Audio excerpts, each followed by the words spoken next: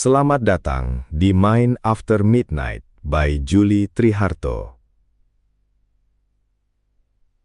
Topik kita sekarang adalah padel, pelarian modern, ketika olahraga tidak lagi menyehatkan pikiran. Coba angkat tangan dalam hati. Siapa di sini yang main padel seminggu sekali? 2 kali? Atau mulai merasa bersalah kalau tidak main? Sekarang, pertanyaan berikutnya lebih jujur. Apakah Anda bermain karena menikmati olahraga? Atau karena takut merasa tidak cukup? Dan hari ini, saya tidak ingin bicara tentang padel. Saya ingin bicara tentang mengapa manusia modern semakin sulit diam dengan dirinya sendiri. Dan mengapa olahraga, yang seharusnya menyehatkan, diam-diam berubah menjadi mekanisme pelarian emosional paling diterima secara sosial. Beberapa tahun lalu, padel hampir tidak dikenal. Hari ini, padel menjadi simbol lifestyle, networking, status sosial, bahkan identitas diri. Kita melihat konten Instagram, outfit olahraga, coffee after game, social circle baru, healthy lifestyle. Dan saya tidak mengatakan itu buruk. Masalahnya bukan padelnya. Masalahnya adalah banyak orang tidak sadar mengapa mereka begitu membutuhkannya. Ada sesuatu yang menarik dari manusia modern. Kita hidup di era makanan paling melimpah, teknologi paling canggih, hiburan tanpa batas. Tetapi juga anxiety tertinggi, loneliness tertinggi, burnout tertinggi. Dan menariknya, orang modern tidak lari ke hutan. Mereka lari ke gym, running club, cycling, dan sekarang padel. Kadang, yang kita sebut healthy lifestyle bukan tentang kesehatan, tetapi tentang usaha diam-diam untuk menghindari rasa kosong dan kesepian. Apa yang sebenarnya dicari? Secara psikologi kesehatan, olahraga punya fungsi besar. Affect regulation. Artinya, olahraga membantu mengatur emosi.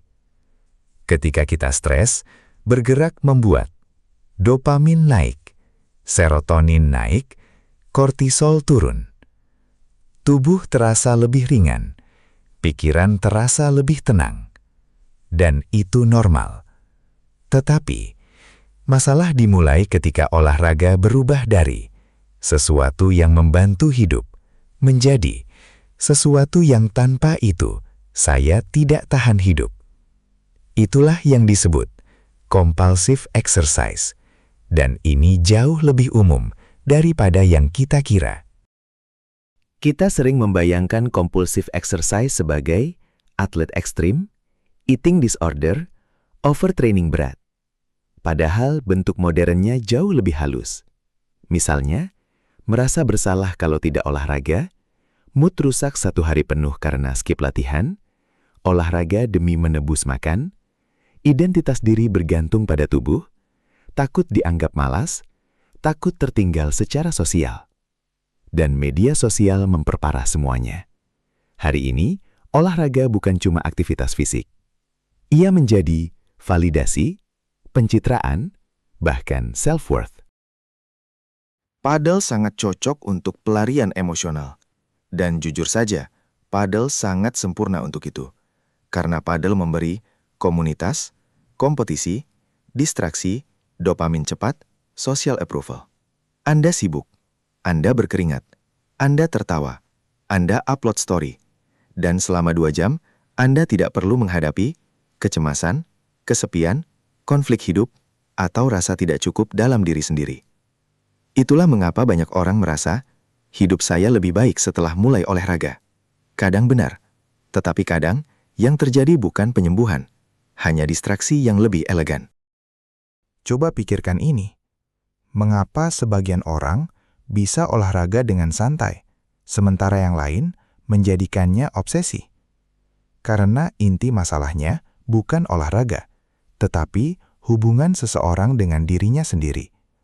Orang yang sangat perfeksionis, sulit menerima diri, membutuhkan kontrol, takut gagal, lebih rentan menggunakan olahraga sebagai alat regulasi psikologis.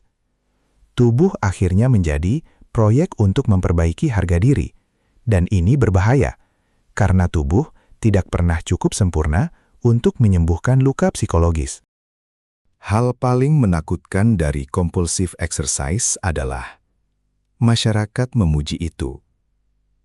Kalau seseorang workaholic, over exercise, super disiplin, sering dianggap hebat. Padahal bisa jadi dia sedang sangat cemas. Karena tidak semua disiplin berasal dari kesehatan. Kadang disiplin berasal dari Ketakutan. Jadi, haruskah kita berhenti main padel? Tidak. Saya bukan anti olahraga. Justru sebaliknya. Olahraga bisa menjadi healing, regulasi emosi sehat, koneksi sosial, mindfulness, bahkan terapi. Tetapi pertanyaannya, apakah Anda mengendalikan olahraga? Atau olahraga mengendalikan Anda? Mungkin kesehatan mental bukan tentang berapa sering kita bergerak, tetapi apakah kita masih bisa duduk tenang dengan diri sendiri, tanpa terus-menerus melarikan diri. Karena manusia modern sangat sibuk memperbaiki tubuh, tetapi lupa bertanya, apa sebenarnya yang sedang saya coba sembuhkan? Dan mungkin, kadang kita tidak butuh satu game padel lagi, satu workout lagi, satu achievement lagi. Mungkin yang kita butuhkan adalah keberanian untuk berhenti sejenak dan mendengarkan diri sendiri. Mainlah padel, nikmati olahraga, rawat tubuh Anda. Tetapi jangan sampai sesuatu yang seharusnya membuat Anda sehat, diam-diam menjadi tempat Anda bersembunyi dari diri sendiri. Mind After Midnight By Julie Trihato.